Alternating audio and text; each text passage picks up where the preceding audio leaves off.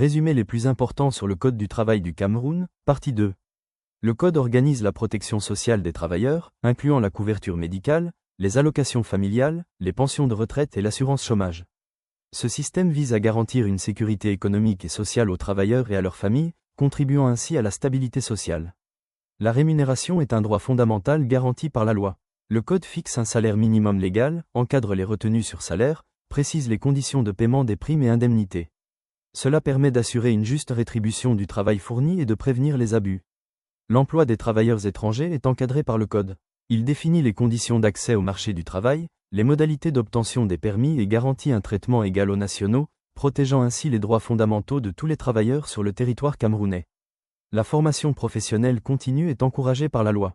Les employeurs sont tenus d'investir dans le développement des compétences de leurs employés, afin de favoriser l'adaptation aux évolutions technologiques et économiques, tout en augmentant la productivité et l'employabilité.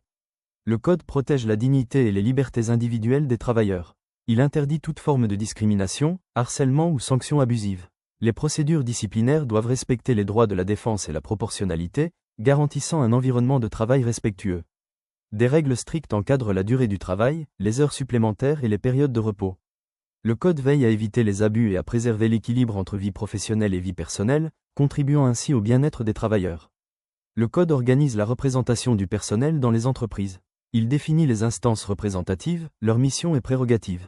Ces structures assurent la participation des travailleurs aux décisions relatives à leurs conditions de travail et renforcent le dialogue social. Certains secteurs comme le bâtiment, l'agriculture et les transports disposent de dispositions particulières. Ces règles visent à protéger les travailleurs en tenant compte des risques spécifiques à chaque secteur, garantissant ainsi des conditions de travail adaptées et sécurisées. Le Code impose aux employeurs de tenir un registre du personnel et de déclarer toute embauche ou cessation d'emploi. Cette obligation renforce la transparence, permet un meilleur contrôle administratif et protège les droits des travailleurs. Les relations entre employeurs et syndicats sont encadrées. Le Code définit les conditions de création et de fonctionnement des syndicats, protège les représentants du personnel et organise la négociation collective, assurant un dialogue social équilibré et efficace. Un système d'inspection du travail est institué.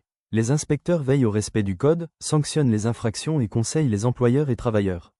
Cette surveillance contribue à améliorer les conditions de travail et à garantir l'application des normes.